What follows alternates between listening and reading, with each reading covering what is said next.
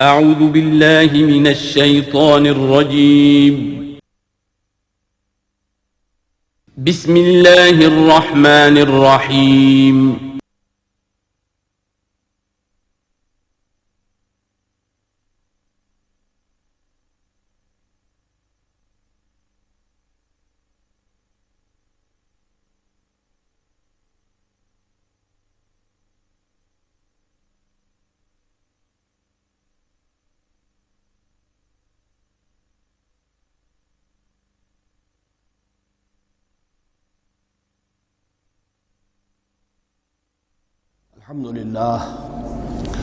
الحمد لله وكفى والصلاة والسلام على عباده الذين اصطفى أما بعد فأعوذ بالله من الشيطان الرجيم بسم الله الرحمن الرحيم وإذ قال ربك للملائكة إني جاعل في الأرض خليفة قالوا وتجعل فيها من يفسد فيها ويسفك الدماء ونحن نسبح بحمدك ونقدس لك قال إني أعلم ما لا تعلمون صدق الله العظيم رب اشرح لي صدري ويسر لي أمري واحلل عقدة من لساني يفقهوا قولي. جیسا کہ میں نے عرض کیا تھا، سورہ بقرہ کے پہلے 4 رکوع نہایت اہم ہیں، نہایت جامع ہیں۔ پہلے 2 رکوعوں میں 3 قسم کے انسانوں کی وضاحت کی گئی، 3 قسم کے کردار کے نقشے کھینچ دیے گئے۔ تیسرے رکوع میں قرآن مجید کی دعوت کا خلاصہ آ گیا، توحید فی العقیدہ، توحید فی العمل، یعنی عبادت اللہ کی، ایمان بالرسالت، قرآن مجید کو منزل من اللہ کلام ماننا۔ اس میں اگر شک ہے تو جو بھی چیلنج تھا، اگر واقعتاً تمہیں شک ہے، حقیقت میں شک نہیں ہے، لیکن جیسا کہ تم کہہ رہے ہو کہ تمہیں شک ہے تو کوشش کرو اس کے مقابلے کی ایک صورت بنا لاؤ۔ پھر آخرت، جنت اور دوزخ، ان دونوں کا تذکرہ ہو گیا۔ پھر ایک خاص مسئلہ جو قرآن مجید کے اسلوب پر اعتراض کی شکل میں آیا کہ اس میں مچھر جیسی حقیر شے کا بھی تذکرہ ہے، اس کی حکمت بیان کر دی گئی کہ تشبیہ اور تمثیل میں ظاہر بات ہے کہ ممثل لہو اور ممثل بہی میں مناسبت چاہیے۔ جس چیز کے لیے تمثیل بیان کی جا رہی ہے، جس شے سے تمثیل بیان کی جا رہی ہے، ان میں مناسبت ہونی چاہیے، اس میں عظیم یا حقیر کا کوئی سوال نہیں۔ پھر یہ بات کہ جن لوگوں کے دلوں میں زیغ ہے، کجی ہے، وہ اس قرآن سے بھی ان کی ضلالت میں، گمراہی میں اضافہ ہوگا۔ جو لوگ طالب حق ہیں ان کو یہ قرآن مجید ہدایت دے گا، اور کن کو اللہ گمراہ کرتا ہے؟ جو سرکش ہے، جو نمبر 1 اللہ سے جو عہد کر کے دنیا میں آئے تھے اس کی خلاف ورزی کر رہے ہیں اور صلہ رحمی کے بجائے قطع رحمی کرتے ہیں۔ اس کے بعد ایک بہت اہم فلسفیانہ بات آ گئی، اور اسی کے ضمن میں میں نے اصل میں یہ ساری بات دہرائی ہے۔ میں نے کہا تھا کہ یہ بات واضح ہوگی آگے جا کر سورہ غافر میں۔ پھر ذہن میں لائیے کہ جب یہ صورت نازل ہوئی ہے، سورہ غافر نازل ہو چکی تھی، لہذا یہاں اجمالی تذکرہ ہے، وہاں تفصیلی تذکرہ ہے۔ اہل جہنم کا قول نقل ہوا ہے، ربنا امتنا اثنتین واحییتنا اثنتین فاعترفنا بذنوبنا فہل الی خروج من سبیل۔ اے اللہ، تو نے 2 مرتبہ ہم پر موت وارد کی، 2 مرتبہ ہمیں زندہ کیا، اب ہم نے اپنے قصور تسلیم کر لیے، تو اب یہاں سے بھی کوئی اور مرحلہ ہے یا نہیں؟ یہاں سے نکلنے کا بھی کوئی راستہ ہے یا نہیں؟ اس سے حقیقت یہ واضح ہوئی، انسان کی تخلیق اول ہوئی عالم ارواح میں، صرف ارواح کی حیثیت سے، اور حدیث میں آتا ہے الارواح جنود مجندہ، لشکروں کی شکل، تمام انسان۔ ان سے عہد لیا گیا الست بربکم قالوا بلی، پھر سلا دیا گیا ارواح کو۔ یہ گویا کہ پہلی موت تھی جو ہم گزار آئے۔ پھر عالم خلق کا مرحلہ آیا۔ عالم خلق میں یہ تناسل کے ذریعے سے رحم مادر میں جب ایک جنین تیار ہوتا ہے تو ایک حدیث ہے حضرت عبداللہ ابن مسعود سے 4 مہینے کا جب جنین ہو جاتا ہے تو اس کے بعد وہ روح لا کر اس میں پھونک دی جاتی ہے. یہ گویا کہ احیاء اولا ہو گیا، پہلی مرتبہ کا زندہ کیا جانا، پہلی موت کی نیند سے جگا دیا گیا. اے تازہ واردان بساط ہوائے دل، اب ہم اس دنیا میں اس جسد کے ساتھ زندہ ہوئے، اب پھر موت آئے گی، جسد یہی چلا جائے گا جہاں سے آیا تھا، روح جہاں سے آئی تھی وہاں واپس جائے گی.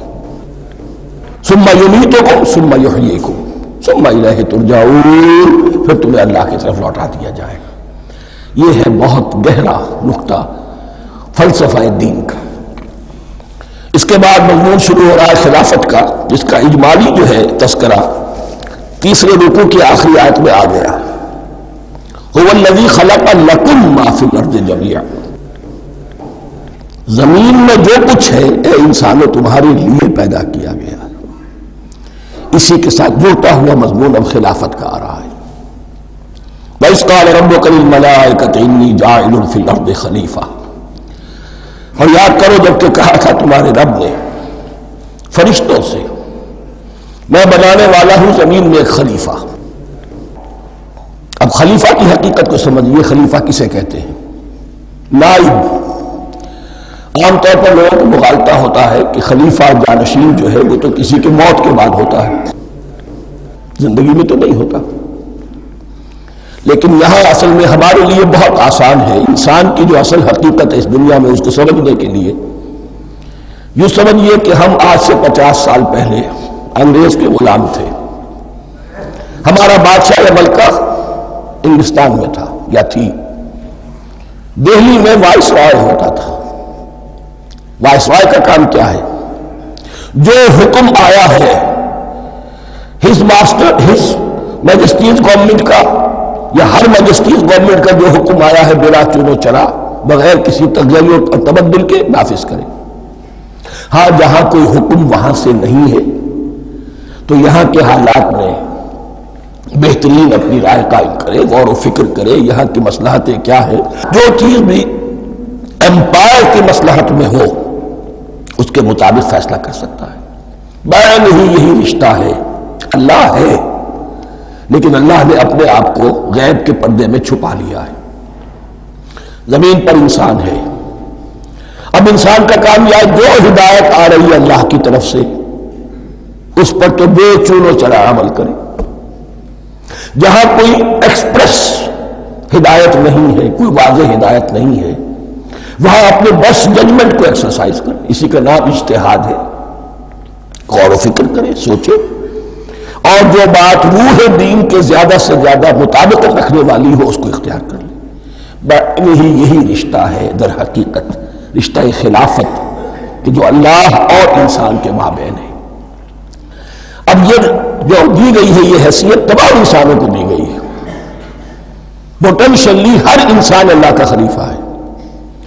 لیکن جو اللہ کا باغی ہو جائے، جو خود حاکمیت کا مدعی ہو گیا، گویا کہ وہ باغی ہے. اب اگر شاہ جہان بادشاہ تھا، اس کا کوئی ولی عہد تھا، اور ولی عہد جو ہے صبر نہیں کر سکتا، اپنے باپ کی زندگی ہی میں بغاوت کر دیتا ہے، حکومت حاصل کرنا چاہتا ہے، تو اب وہ کیا ہے؟ واجب القتل ہے. جو لوگ بھی حاکمیت کے مدعی ہو گئے، ویسے تو حقیقت واجب القتل ہے لیکن دنیا میں مہلت دی ہے اللہ نے. یہ دارالامتحان ہے. فوراً قتل نہیں کرتا، فوراً ختم نہیں کرتا. وَلَوْلَا كَلِمَةٌ سَبَقَتْ مِنْ رَبِّكَ إِلَىٰ أَجَلٍ مُّسَمًّى لَقُضِيَ بَيْنَهُمْ. اگر یہ پہلے بات طے نہ ہو چکی ہوتی، ایک وقت معین تک کے لیے انہیں مہلت اللہ نے نہ دی ہوتی تو اللہ فیصلہ چکا دیتا. لیکن مہلت دی ہے. لیکن کم سے کم اتنی سزا ملتی ہے کہ اب وہ خلافت کے حق سے محروم کر دیے گئے. گویا کہ اب خلافت دنیا میں ہوگی خلافت المسلمین. صرف وہی شخص کہ جو اللہ کو مانے اپنا حاکم مطلق وہ خلافت کا اہل ہے. تو یہ چند باتیں خلافت کی اصل حقیقت کے ضمن میں یہیں پر سمجھ لیجیے. وَإِذْ قَالَ رَبُّكَ لِلْمَلَائِكَةِ إِنِّي جَاعِلٌ فِي الْأَرْضِ خَلِيفَةً قَالُوا أَتَجْعَلُ فِيهَا مَن يُفْسِدُ فِيهَا وَيَسْفِكُ الدِّمَاءَ وَنَحْنُ نُسَبِّحُ بِحَمْدِكَ وَنُقَدِّسُ لَكَ. اور یاد کرو جبکہ تمہارے رب نے کہا تھا فرشتوں سے کہ میں زمین میں خلیفہ بنانے والا ہوں، تو انہوں نے کہا کہ کیا تو بنائے گا اس میں جو فساد مچائے گا اس میں اور خوریزی کرے گا؟ وَنَحْنُ نُسَبِّحُ بِحَمْدِكَ وَنُقَدِّسُ لَكَ، ہم آپ کی تسبیح و تحمید اور آپ کی تقدیس میں لگے ہوئے ہیں۔ قَالَ إِنِّي أَعْلَمُ مَا لَا تَعْلَمُونَ، فرمایا میں جانتا ہوں جو تم نہیں جانتے۔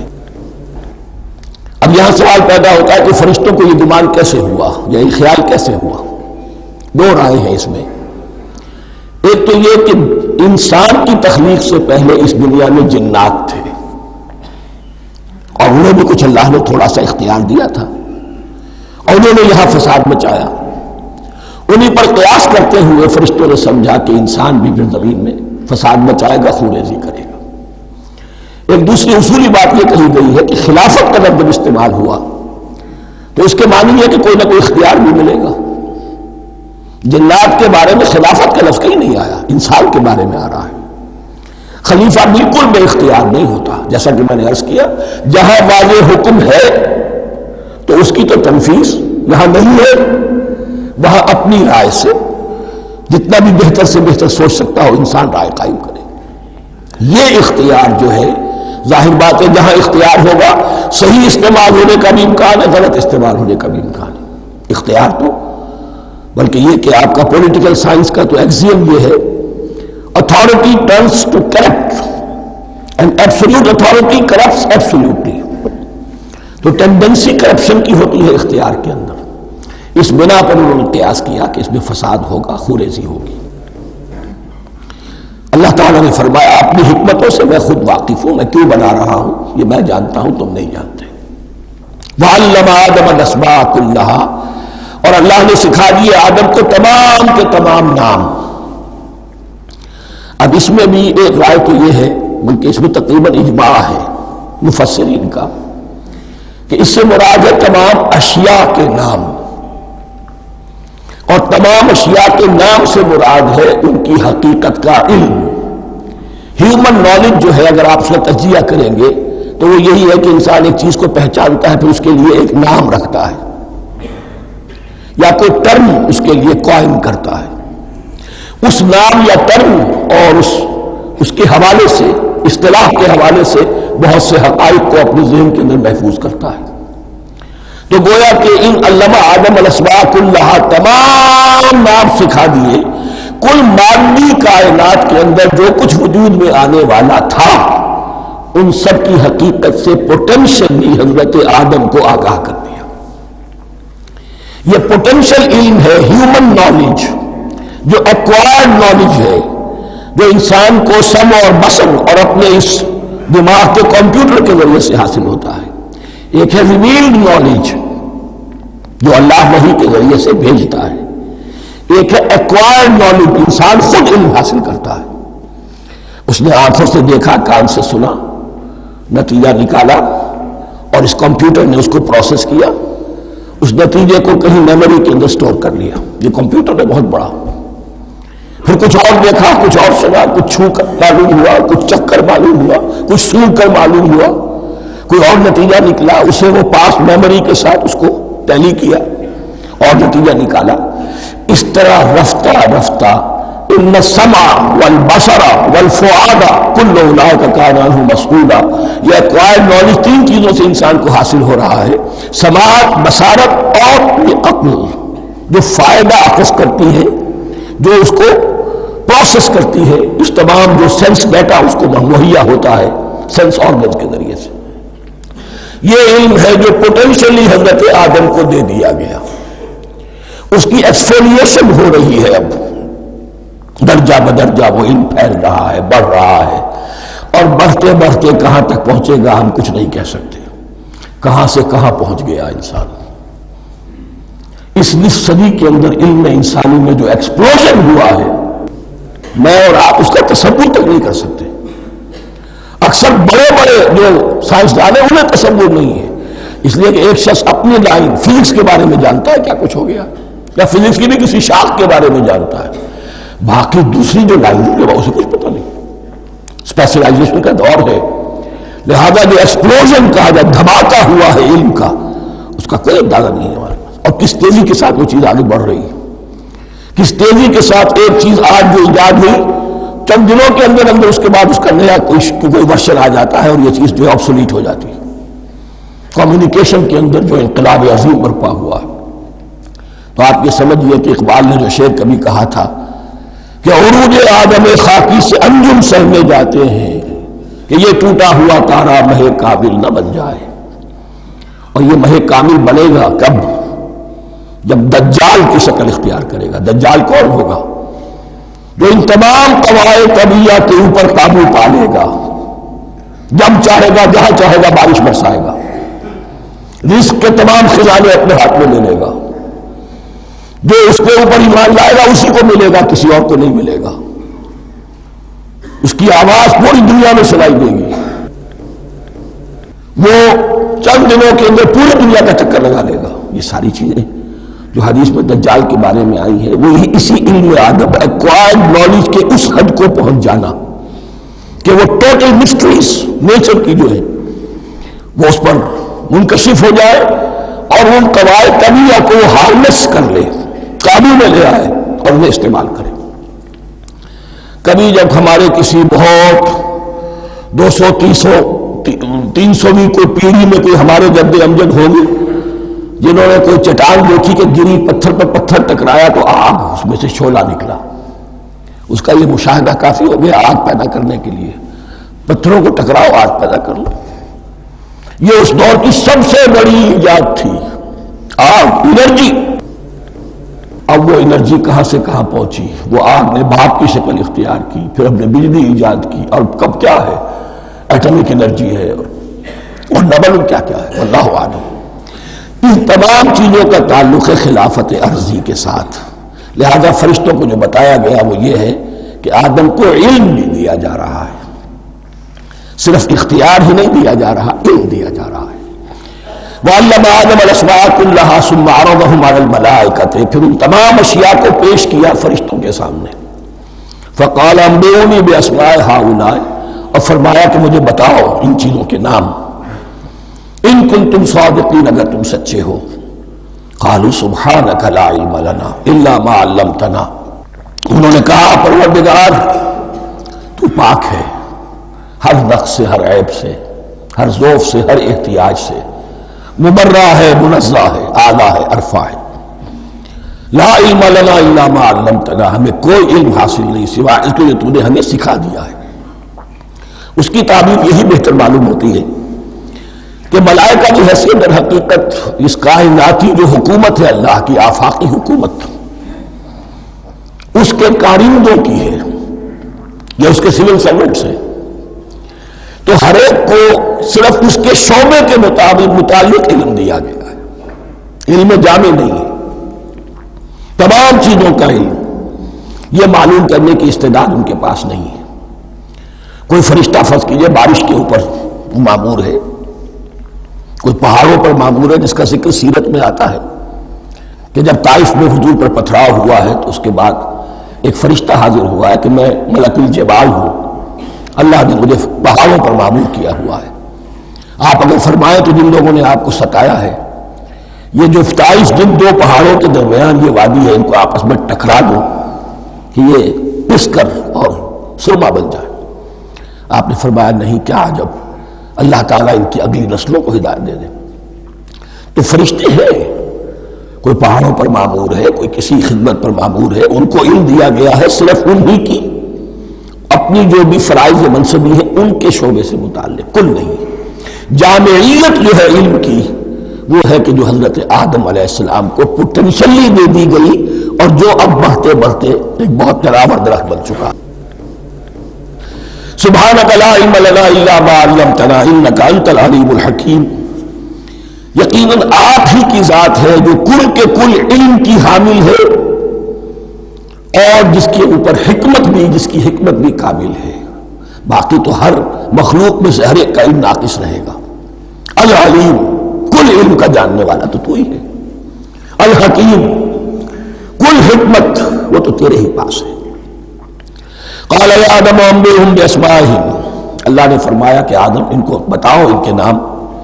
فلما انباہم باسمائہم، تو جب انہوں نے بتا دیے ان کو فرشتوں کو ان کے نام، قال علم اقل لکم انی اعلم غیب السماوات والارض، تو اللہ نے فرمایا کہ میں نے کہا نہیں تھا کہ میں جانتا ہوں آسمانوں اور زمین کی تمام غائب چیزوں کو جو تمہاری نگاہوں سے بھی اوجھل ہے، غیب میں ہر شے کا جاننے والا ہوں، عالم ما تبدون وما کنتم تکتمون، اور میں جانتا ہوں جو کہ تم ظاہر کر رہے تھے، جو کہ تم چھپا رہے تھے۔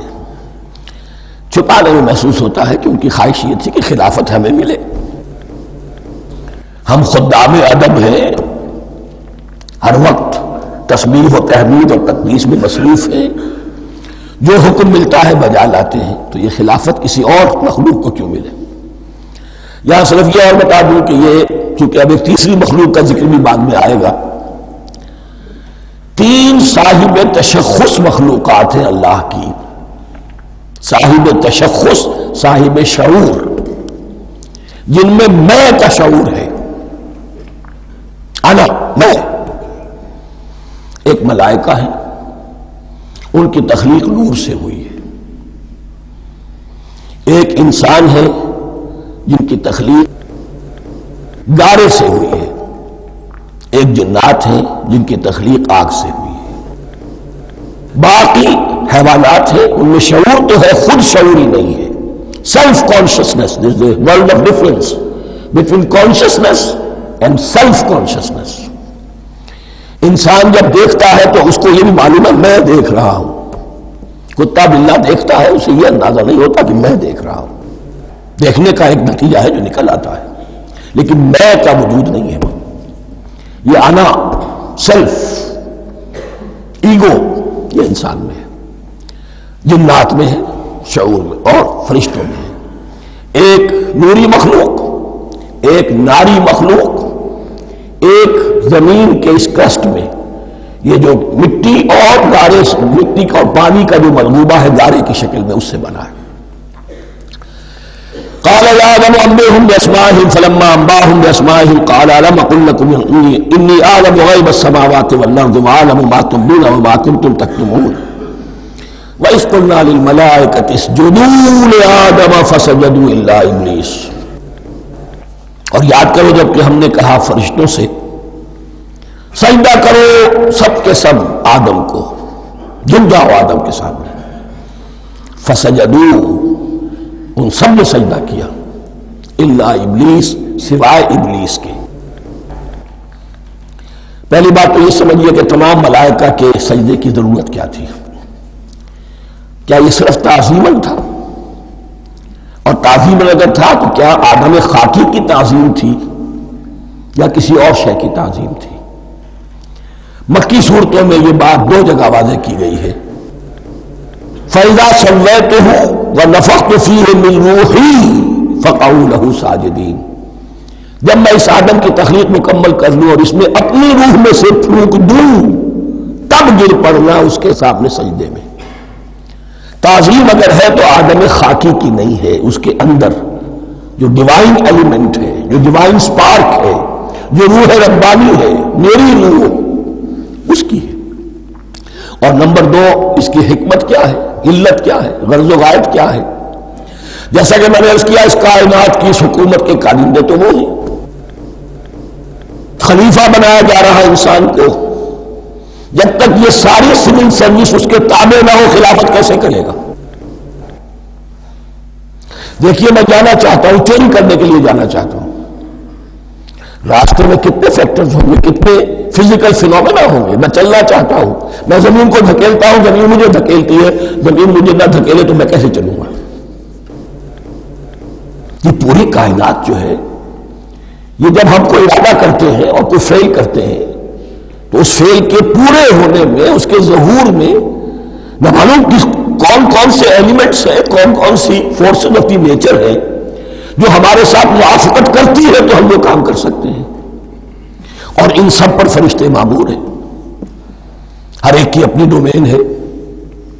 اگر وہ تابع نہ ہو تو خلافت کی کوئی معنی نہیں۔ خلافت دی گئی ہے، یہ ادھر جانا چاہتا ہے جانے دو، یہ نماز کے لیے مسجد میں جانا چاہتا ہے جانے دو، یہ چوری کے لیے نکلا ہے نکلنے دو، اس لیے کہ اس کو جو اختیار دیا گیا ہے اس کے اختیار کے استعمال میں یہ تمام جو قوتیں ہیں وہ اس کے ساتھ موافقت کرتی ہیں، تب اس کا کوئی ارادہ وہ اچھا ہو یا برا وہ پایہ تکمیل کو پہنچ سکتا ہے۔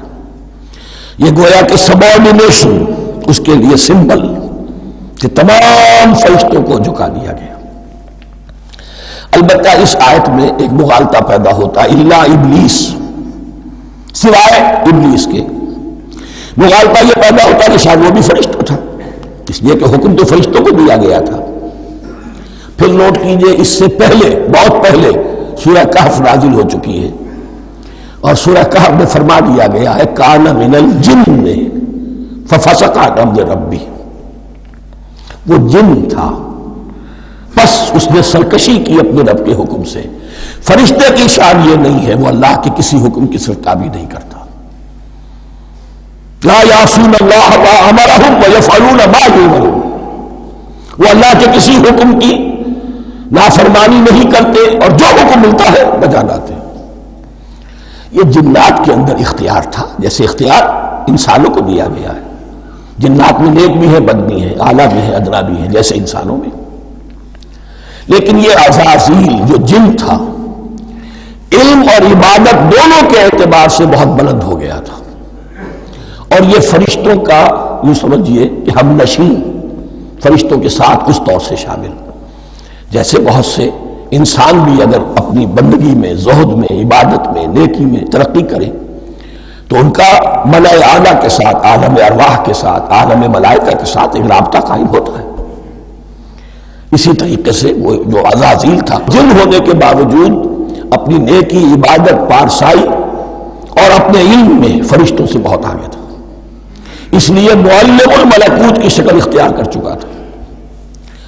اس کو اپنی زون تھا، یہ بات جیسا کہ میں نے عرض کیا 7 مرتبہ قرآن میں یہ بات آئی ہے، قصہ ابلیس و آدم، کہ فرشتوں کو حکم ہوا کہ سجدہ کرو، سب جھک گئے، ابلیس نے سجدے سے انکار کر دی 7 مرتبہ۔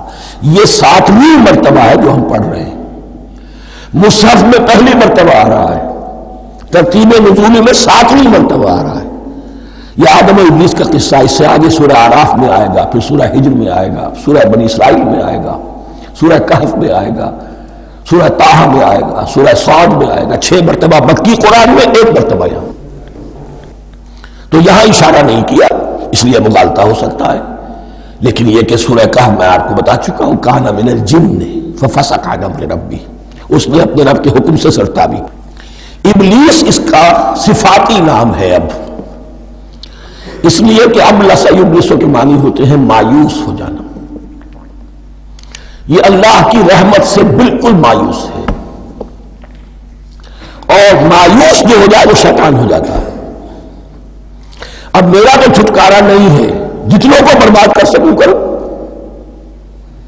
میری تو آخرت خراب ہو چکی ہے، جتنوں کو اپنے ساتھ، ہم تو ڈوبے ہیں سلم، تم کو بھی لے ڈوبیں گے۔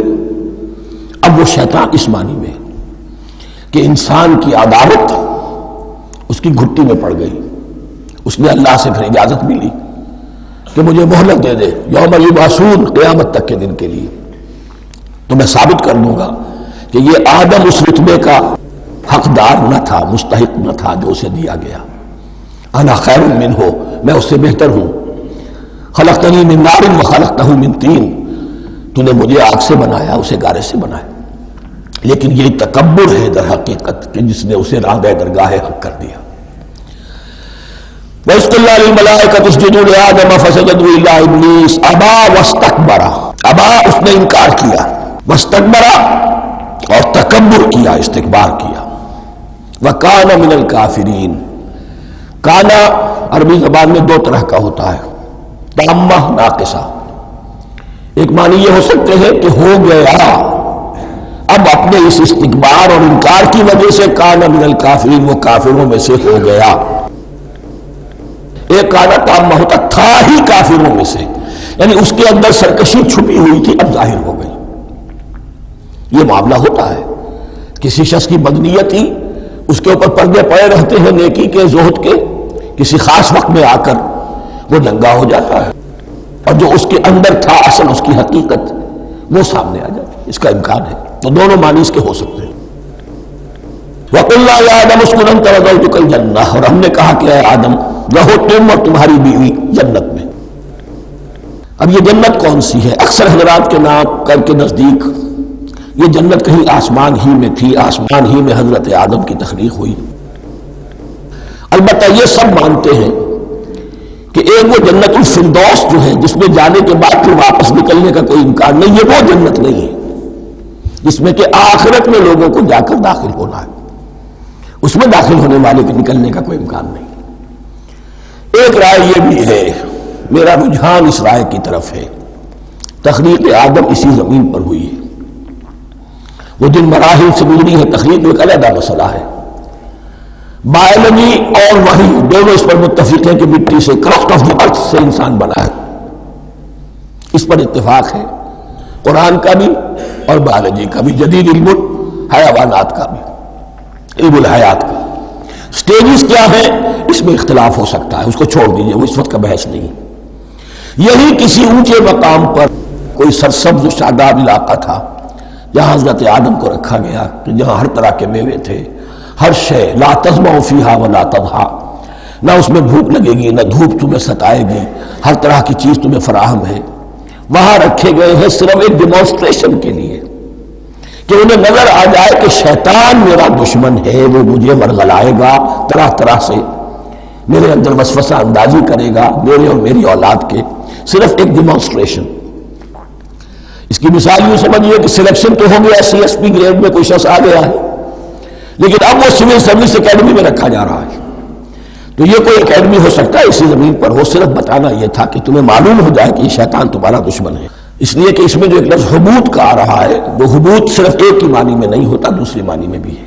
واللہ عالم، یہ چیزیں پھر متشابہات میں رہیں گی، اس لیے ان کے بارے میں کوئی ایک رائے دوسری رائے، اس کے لیے ذہن سے، عقل سے بات کر کے ایک یا دوسری رائے اختیار کر سکتے ہیں۔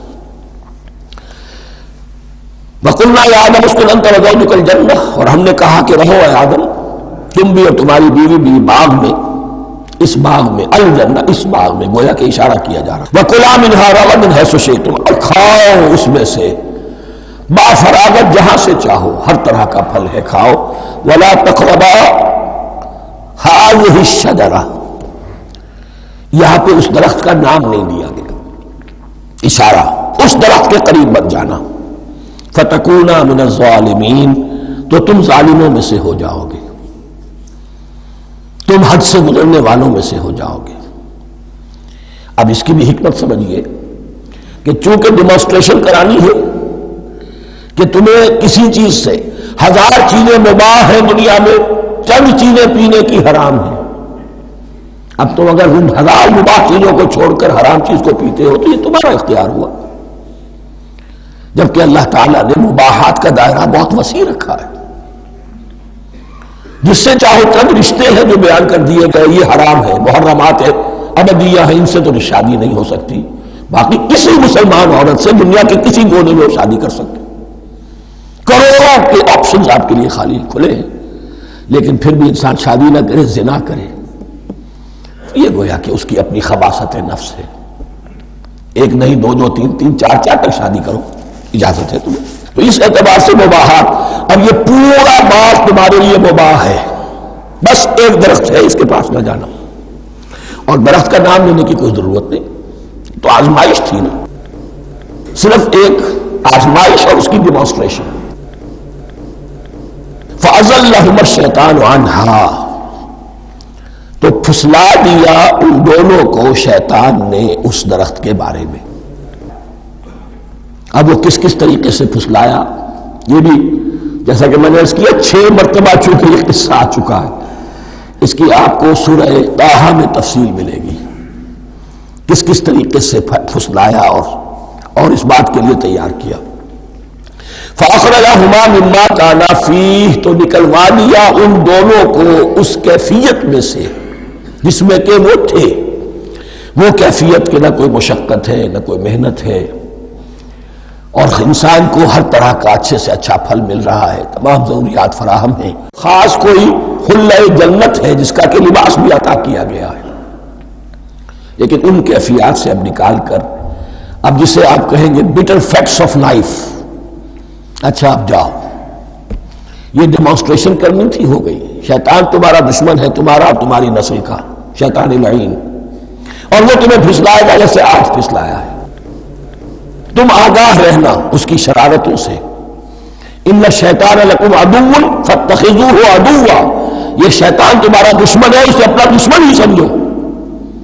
لیکن یہ ہے کہ اگر کچھ لوگ اسے دوست بنا لیں، اس کے ایجنٹ بن جائیں، اس کے کارندے بن جائیں، یہ ان کا چوائس ہے جس کی سزا انہیں ملے گی۔ فَأَخْرَجَهُمَا مِمَّا كَانَا فِيهِ وَقُلْنَا اهْبِطُوا بَعْضُكُمْ لِبَعْضٍ عَدُوٌّ، اور ہم نے کہا اترو، تم سب ایک دوسرے کے دشمن ہوگے۔ اب یہ چونکہ جمع کا صیغہ آیا ہے، ایک دوسرے کے دشمن ہوگے، تو ایک دشمنی تو شیطان اور آدم اور ذریت آدم کی ہے، ایک اور دشمنی بھی ہے جو انسان میں مرد اور عورت کے مابین ہے۔ عورت میں پھسلاتی ہے، غلط راستے پر ڈالتی ہے، مرد عورتوں کو گمراہ کرتے ہیں، عورتیں مردوں کو گمراہ کرتی ہیں۔ قرآن مجید میں کہا گیا یا ایھا الذین آمنوا ان من ازواجکم واولادکم عدوا لکم فاحذروہم، اہل ایمان چوکنے رہو، چوکس رہو، تمہاری بیوی اور اولاد میں سے تمہارے دشمن ہیں، بچ کر رہو، کیپ الرٹ، کہیں ان کی محبت تمہیں راہ حق سے منحرف نہ کر دے۔ تم ایک اچھا کام کرنا چاہتے ہو، بیوی رکاوٹ بن گئی، بیوی کو اچھا کام کرنا چاہتی، شوہر رکاوٹ بن گیا، تو یہ محبت نہیں ہے، یہ عداوت ہے۔ اس حوالے سے بعضکم لبعض عدو ولکم فی الارض مستقر ومتاع الی حین، اور تمہارے لیے اب زمین میں مستقر ہے، جائے قیام ہے اور متاع ہے، ضرورت کی چیزیں ہیں ہم نے فراہم کر دی ہیں، الی حین، لیکن ایک وقت معین تک کے لیے، یہ ابدی نہیں ہے، ایک وقت آئے گا یہ بساط ہم لپیٹ دیں گے۔ یوم نطوی السماء کطی السجل للکتب، جس دن کے ہم تمام فضاؤں کو، تمام خلاؤں کو، تمام آسمانوں کو اس طرح لپیٹ لیں گے جیسے کتابوں کا طوبار لپیٹ لیا جاتا ہے، ایک وقت آئے گا۔ یہ تخلیق الی اجل مسمى ہے، الی حین ہے۔ فتلقى آدم من ربہ کلمات فتاب علیہ، تو سیکھ لیے، حاصل کر لیے آدم نے اپنے رب سے کچھ کلمات، تو اللہ نے ان کی توبہ قبول کر لی۔ اب اس کی وضاحت سورہ اعراف میں، یہ تو چونکہ پس منظر میں وہ 2/3 قرآن موجود ہے، اس کی وضاحت کیا ہے کہ حضرت آدم میں سخت پشیمانی پیدا ہوئی ہے، میں نے کیا کیا، مجھ سے خطا سرزد ہو گئی، اللہ کے حکم کی میں نے خلاف ورزی کی، لیکن ان کے پاس الفاظ نہیں تھے کن الفاظ میں اللہ سے استغفار کریں، کن الفاظ میں اللہ سے معافی چاہے۔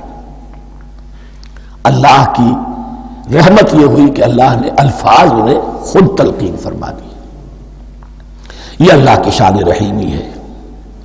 اصل شے جو ہے وہ انسان کے اندر گناہ پر ندامت کا پیدا ہو جانا ہے، یہ اصل توبہ ہے۔ علامہ اقبال نے جو بڑی اپنی آوازیں ان فوانش شباب میں جو اشعار کہے تھے، ان میں سے ایک شعر کو سن کر پھڑک اٹھے تھے اس وقت کے اساتذہ بھی۔ موتی سمجھ کے شان کریمی نے چن لیے، قطرے جو تھے میرے عرق انفعال کے، انفعال کہتے ہیں شرمندگی کو، شرمندگی سے میری پیشانی پر جو پسینے کے قطرے نمودار ہو گئے، میرے پروردگار کو وہ اتنے عزیز ہوئے، اس نے انہیں موتی کی طرح چن لیا۔ موتی سمجھ کے شان کریمی نے چن لیے، قطرے جو تھے میرے عرق انفعال کے، تو فتلقى آدم من ربہ کلمات، ان پر پچھتاوا ہوا، ندامت ہوئی، اللہ نے انہیں الفاظ، وہ الفاظ کیا تھے وہ سورہ اعراف میں ہیں، ربنا ظلمنا انفسنا وان لم تغفر لنا وترحمنا لنکونن من الخاسرین، اے اللہ ہم نے اپنی جانوں پر ظلم کیا ہے، اور اگر تو نے ہمیں بخش نہ دیا اور رحم نہ فرمایا تو ہم تو خسارہ والوں میں ہو جائیں گے، تباہ ہو جائیں گے، برباد ہو جائیں گے۔ یہیں پر فوری تقابل موجود ہے۔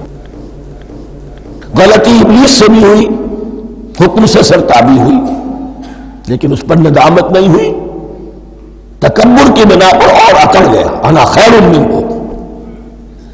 غلطی آدم سے بھی ہوئی، نافرمانی ہوئی لیکن اس پر پشیمان ہوئے اور توبہ کی. وہ شیطنت ہے، یہ آدمیت ہے، ورنہ کوئی انسان گناہ سے اور معصیت سے مبرہ نہیں ہے. حضور کی ایک حدیث ہے، کل بنی آدم کلکم خطاؤون، کل بنی آدم خطاؤون وخیر الخطائین التوابون. آدم کے تمام اولاد، تمام انسان خطا کار ہیں. ان خطا کاروں میں بہتر وہ ہیں، اچھے وہ ہیں جو توبہ کرتے ہیں. تو یہاں حضرت آدم سے غلطی ہوئی، انہوں نے توبہ کی، پشیمانی ہوئی، ندامت ہوئی. اس نے کی اور اس پر جم گیا، اصرار کیا. فتلقى آدم من ربه کلمات فتاب علیہ انہ هو التواب الرحیم. یقیناً وہی تو ہے بہت توبہ کو قبول فرمانے والا اور بہت رحم فرمانے والا. یہ نوٹ کیجئے گا، توبہ کا لفظ دونوں طرف سے آتا ہے. بندہ بھی تواب، وخیر الخطائین التوابون. تواب بندے بھی ہو گئے، تواب اللہ بھی ہے. اس کی اصل حقیقت کیا ہے؟ بندے نے خطا کی اور دور ہو گیا اللہ سے. اللہ نے اپنی رحمت کی نگاہ اس سے پھیر لی. بندے نے توبہ کی، اللہ پھر اپنی رحمت کے ساتھ اس کی طرف متوجہ ہو گیا. توبہ کے معنی پلٹنا. بندہ معصیت سے توبہ کر کے اپنی اصلاح کی طرف، بندگی کی طرف، اطاعت کی طرف پلٹ آیا. اللہ نے جو اپنی نظر رحمت پھیر لی تھی، اللہ نے پھر وہی اپنی شان غفاری اور رحیمی کے ساتھ بندے کی طرف توجہ فرما لی. جس کے لیے حدیث میں الفاظ آتے ہیں، تم اگر میری طرف بالشت بھراؤ گے میں ہاتھ بھراؤں گا، تم اگر چل کر آؤ گے میں دوڑ کر آؤں گا.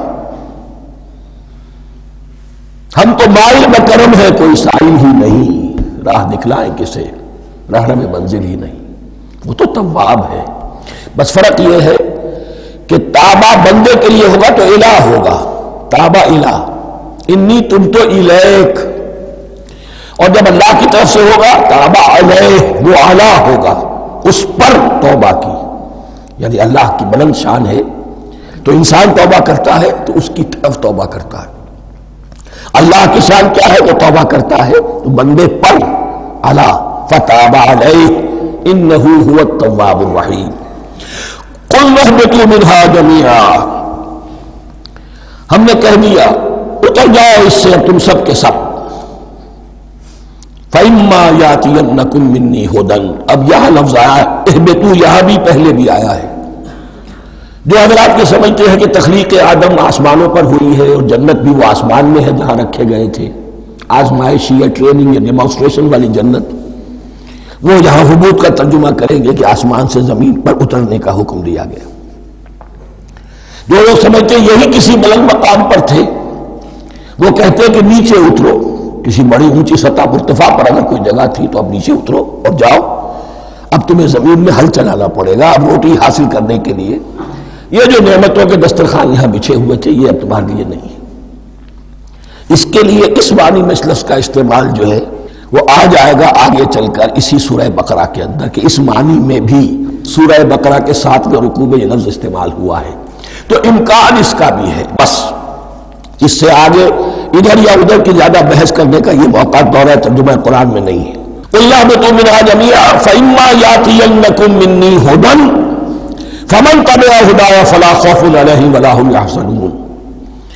تو جب بھی آئے گی تمہارے پاس میری جانب سے کوئی ہدایت، تو جو کوئی میری ہدایت کی پیروی کرے گا اس کے لیے نہ خوف ہوگا اور نہ وہ حزن سے دوچار ہوگے.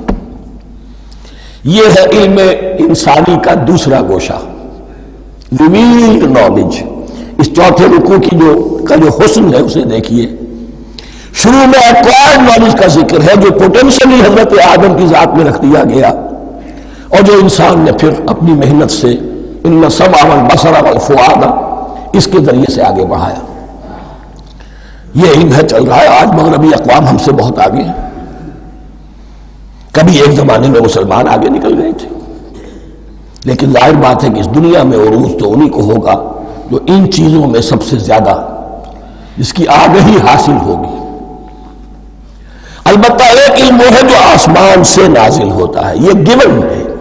ریویلڈ نالج ہے، یہ وحی ہے۔ فَإِمَّا يَأْتِيَنَّكُم مِّنِّي هُدًى، تمہارے مقام خلافت کا تقاضا یہ ہے جو احکام ہمارے آئے، جو ہدایات ہم بھیجیں، ان کو تو پوری طریقے سے اس کی پیروی کرو۔ فَمَن تَبِعَ هُدَايَ، جو کوئی بھی میری ہدایت کی پیروی کرے گا، فَلَا خَوْفٌ عَلَيْهِمْ وَلَا هُمْ يَحْزَنُونَ وَالَّذِينَ كَفَرُوا، اور جو ناشکری کریں گے، کفر کریں گے، انکار کریں گے، وَكَذَّبُوا بِآيَاتِنَا، اور ہماری آیات کو جھٹلائیں گے، فَأُولَٰئِكَ أَصْحَابُ النَّارِ هُمْ فِيهَا خَالِدُونَ، تو وہ جہنمی ہوں گے، آگ والے ہوں گے، اس میں ہمیشہ ہمیشہ رہیں گے۔ یہ ہے گویا کہ چارٹر، اس نوع انسانی کو جو ابدی چارٹر اللہ نے دیا ہے، جبکہ زمین کا چارج دے دیا گیا خلیفہ کی حیثیت سے۔ یہاں یہ 4 رکوع جو ہے سورہ بقرہ کے، جو میں نے عرض کیا تھا، قرآن کی دعوت، قرآن کا بنیادی فلسفہ، اس پر یہ جام ہے، اور یہ مکی سورتوں کے مضامین کا خلاصہ۔ اب یہاں سے شروع ہو رہا ہے 5ویں رکوع سے مسلسل 10 رکوع، مسلسل خطاب ہے بنی اسرائیل سے۔ البتہ ان میں ایک تقسیم ہے، پہلے رکوع میں دعوت ہے۔ دعوت جب ہوتی ہے تو آمادہ کرنا، تشویق، ترغیب، دلجوئی، نرمی، یہ دعوت کے اجزائے لا ينفک ہے، اس کے بغیر دعوت مؤثر نہیں ہوتی۔ لہذا ان 7 آیات میں یہ یوں سمجھیے کہ ان 10 رکوعوں کے لیے یہ بمنزلہ فاتحہ ہے، جیسے سورہ فاتحہ 7 آیتوں کی، ایسے ہی اس دعوت سابقہ امت مسلمہ کو دعوت دی جا رہی ہے۔ تو کس طرح دی جا رہی ہے؟ یہ کون تھے؟ یہ بھی مسلمان ہی تو تھے نا، کافر تو ہو گئے حضور کا انکار کر کے، ورنہ وہ موسیٰ کے ماننے والے، شریعت ان کے پاس، بڑے بڑے علماء ان میں، علم کا چرچا ان میں، سب کچھ تھا، ان کو دعوت دی جا رہی ہے۔ لیکن میں اس لیے آپ کو چاہتا ہوں، اس کو توجہ دلا رہا ہوں، آج اگر مسلمانوں میں جو غافل ہو گئے، اپنی حقیقت کو بھول گئے، اپنے فرض منصبی سے غافل ہو گئے، دنیا کے اور قوموں کی طرح کی ایک قوم بن کر رہ گئے، اگر کوئی ایک داعی گروہ کھڑا ہو، کوئی جماعت، کوئی فرد، اور اس سے جماعت بنے، تو ظاہر بات ہے سب سے پہلے اسے اسی امت کو دعوت دینی ہوگی، اس لیے کہ دنیا کے اسلام کو پہچانے گی اس امت کے حوالے سے۔ فزیشن ہیل بائی سیلف، پہلے یہ تو ٹھیک ہو، یہ کہیں پر صحیح اسلام کا نمونہ پیش کرے تو دنیا کو دعوت دے سکو گے، آؤ دیکھو یہ ہے اسلام۔ اس لیے ان کو جو دعوت دینے کا اسلوب ہونا چاہیے وہ عکس ہوگا اس اسلوب کا جو ان 7 آیات میں ہمارے سامنے آ رہا ہے۔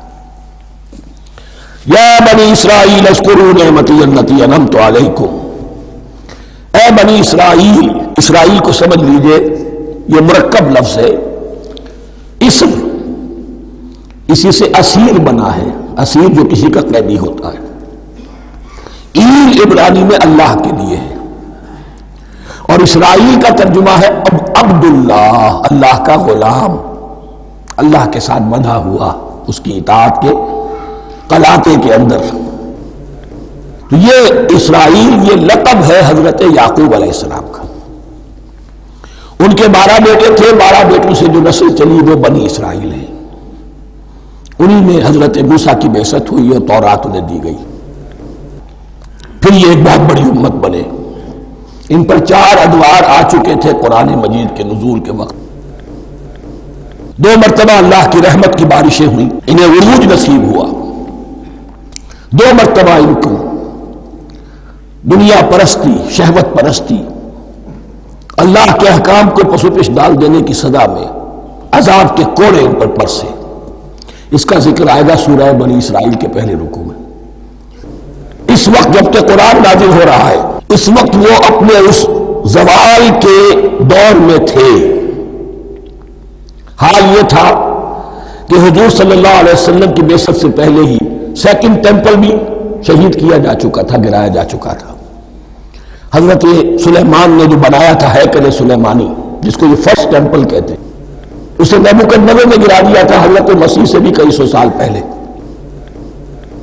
لیکن اس کے بعد پھر یہ رومنز نے سن 70 عیسوی میں حضور کی ولادت سے 500 برس پہلے ان کا یہ یروشلم تباہ و برباد ہوا، اس میں لوگوں کو قتل کیا گیا، قتل عام ہوا، اور سیکنڈ ٹیمپل جو ہے وہ بھی گرا دیا گیا، جو اب تک گرا پڑا ہوا ہے۔ صرف ایک ویلنگ وال ہے جس کے پاس جا کر یہودی جو ہے ماتم کر لیتے ہیں، روتے ہیں، اور اب وہ بنانے پر تلے ہوئے ہیں اپنا تھرڈ ٹیمپل، اس کے نقشے بن چکے ہیں، بلو پرنٹ بن چکے ہیں۔ لیکن بہرحال جس وقت قرآن نازل ہو رہا تھا یہ بہت ہی پستی میں تھے۔ اس کے بارے میں فرمایا، اے بنی اسرائیل ذرا یاد کرو میرے اس انعام کو جو تم پر ہوا۔ وہ انعام کیا ہے؟ میں نے تمہیں اپنی کتاب دی، نبوت سے سرفراز فرمایا، اپنی شریعت تمہیں عطا فرمائی، تمہیں داؤد، تمہارے اندر داؤد اور سلیمان جیسے بادشاہ اٹھائے جو بادشاہ بھی تھے، نبی بھی تھے۔ وَأَوْفُوا بِعَهْدِي، اور میرے وعدے کو پورا کرو تاکہ میں بھی اپنے وعدے کو پورا کروں۔ یہ وعدہ ہے جو کتاب استثناء جو ہے اولڈ ٹیسٹمنٹ کی، ڈیوٹرانومی، اس کے 18ویں باب کی آیت نمبر 18 اور 19 میں ہے۔ حضرت موسیٰ سے خطاب کر کے اس میں اللہ نے یہ الفاظ فرمائے، میں ان کے بھائیوں میں سے تیرے مانند ایک نبی برپا کروں گا اور اس کے منہ میں اپنا کلام ڈالوں گا، اور وہ وہی کچھ بتائے گا جو میں اس سے کہوں گا۔ یہ گویا کہ حضرت موسیٰ علیہ السلام کی امت کو بتایا جا رہا تھا کہ نبی آخر الزمان آئیں گے اور تمہیں انہیں قبول کرنا ہے۔ قرآن مجید میں اس کا بڑا تفصیلی ذکر سورہ اعراف میں آئے گا انشاءاللہ، لیکن یہاں فرمایا اوفوا بعہدی اوف بعہدکم، تم میرا عہد کرو، پورا کرو، میرے اس نبی کو تسلیم کرو، اس پر ایمان لاؤ، اس پر کی صدا پر لبیک کہو، تو میں تمہیں میرے انعام و اکرام اور بڑھتے چلے جائیں گے۔ وَإِيَّايَ فَارْهَبُونِ، اور صرف مجھ سے ڈرو۔ وَآمِنُوا بِمَا أَنزَلْتُ مُصَدِّقًا لِمَا مَعَكُمْ، اور ایمان لاؤ اس پر جو میں نے نازل کیا ہے، جو تمہارے پاس جو تورات ہے اس کی تصدیق کرتے ہوئے آیا ہے۔ اس کے دو معنی ہے، ایک تو قرآن تصدیق کرتا ہے تورات کی اور انجیل کی، فیہا ھدی ونور، فیہ ھدی ونور، اور دوسرے یہ کہ قرآن اور محمد صلی اللہ علیہ وسلم ان پیشین گوئیوں کے مصداق بن کر آئے ہیں جو تورات میں تھی، ورنہ وہ پیشین گوئیاں جھوٹی ثابت ہوتی۔ ان کے مصداق کون ہے؟ قرآن اور محمد صلی اللہ علیہ وسلم۔ یہ دونوں معنی اس کے ہیں۔ وَآمِنُوا بِمَا أَنزَلْتُ مُصَدِّقًا لِمَا مَعَكُمْ وَلَا تَكُونُوا أَوَّلَ كَافِرٍ بِهِ، اور دیکھو تم ہی سب سے پہلے ان کا کفر کرنے والے نہ بن جاؤ۔ تمہیں تو سب کچھ معلوم تھا، تم تو منتظر تھے، تم تو آخری نبی کے انتظار میں تھے اور ان کے حوالے سے دعائیں کیا کرتے تھے کہ اللہ اس نبی آخری زمان کے واسطے سے ہماری مدد فرما اور کافروں کے مقابلے میں ہمیں فتح عطا فرما۔ یہ آئے گا آگے چل کر اسی سورہ بقرہ کے اندر۔ لیکن اب تم ہی سب سے بڑھ کر کافر ہو گئے، تم ہی سب سے بڑھ کر دشمن ہو گئے۔ وَلَا تَكُونُوا أَوَّلَ كَافِرٍ بِهِ وَلَا تَشْتَرُوا بِآيَاتِي ثَمَنًا قَلِيلًا، اور دیکھو میری ان آیات کے عوض حقیر سی قیمت قبول نہ کرو۔ یہ آیات الہیہ ہیں، ان کو رد کر رہے ہو، کس لیے؟ ہماری مسندیں، ہماری حیثیت، ہماری چودراہٹیں، کہیں ان پر کوئی آنچ نہ آ جائے۔ حقیر سی چیزیں، یہ صرف اس دنیا کا سامان، اس کے سوا کچھ نہیں۔ وَلَا تَشْتَرُوا بِآيَاتِي ثَمَنًا قَلِيلًا وَإِيَّايَ فَاتَّقُونِ، اور صرف مجھ سے تقوی اختیار کرو، میرا تقوی اختیار کرو۔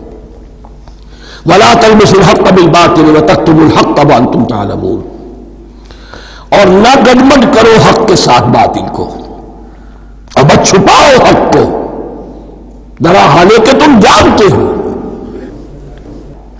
یہ بات اچھی طرح نوٹ کرنی ہے، جانتے بوجھتے کرنا، ایک ہے مغالطے میں کرنا، وہ ضلالت ہے، گمراہی ہے۔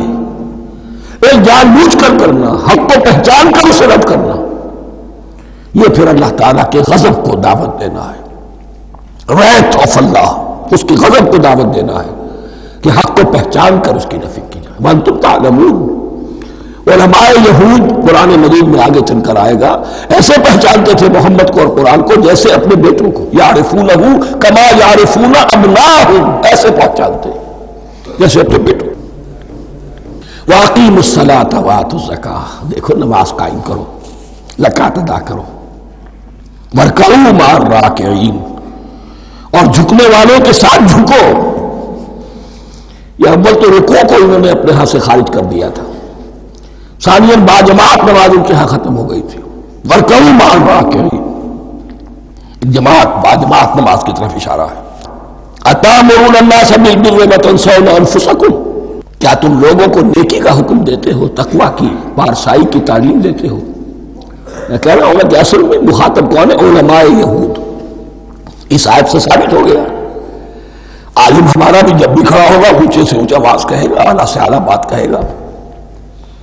اکثر و بیشتر کا حال یہ ہے کہ ان کا اپنا کردار دیکھیے تو کوئی مناسبت ہی نہیں اس سے کہ جو وہ بات کہہ رہا ہے، جو لوگوں کو دعوت دے رہا ہے اس پر خود عمل نہیں۔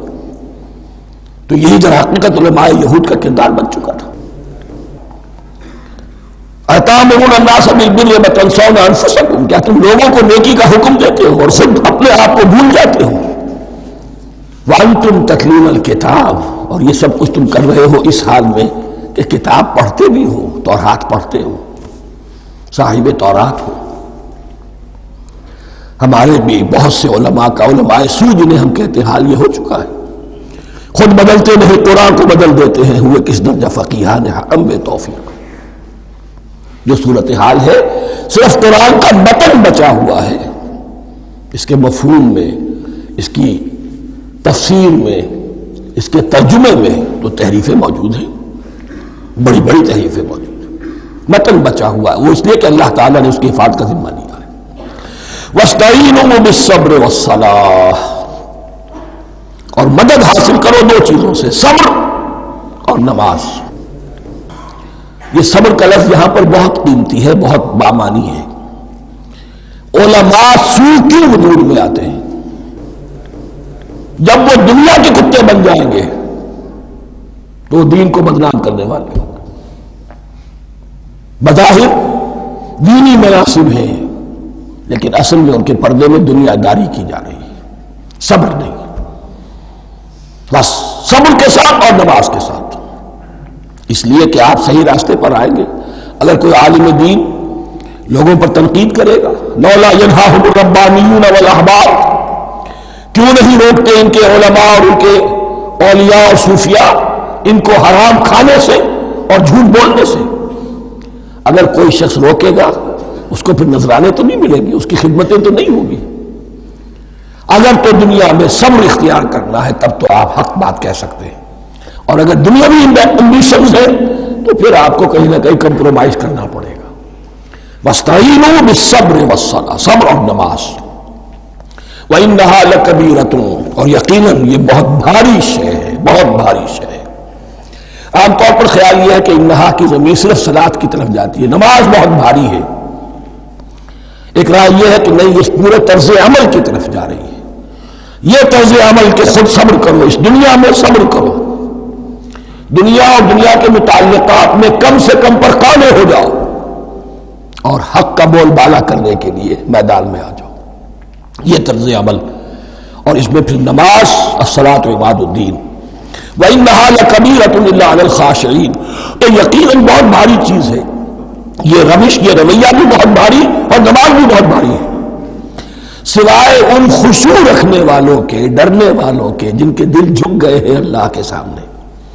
الذین یظنون انہم ملاقو ربہم، جنہیں یہ یقین ہے کہ انہیں اپنے رب سے ملاقات کرنی ہے، جیسا کہ میں نے شروع میں توجہ دلائی تھی، وبالآخرۃ ہم یوقنون، یہ ایمان بالآخرت ہے جو انسان کو سیدھا رکھتا ہے عمل کے میدان میں۔ الذین یظنون انہم ملاقو ربہم وانہم الیہ راجعون، اور جنہیں یہ یقین ہے کہ بالآخر اسی کی طرف ہمیں لوٹنا ہے۔ بارک اللہ لی ولکم فی القرآن العظیم ونفعنی وإیاکم بالآیات والذکر الحکیم۔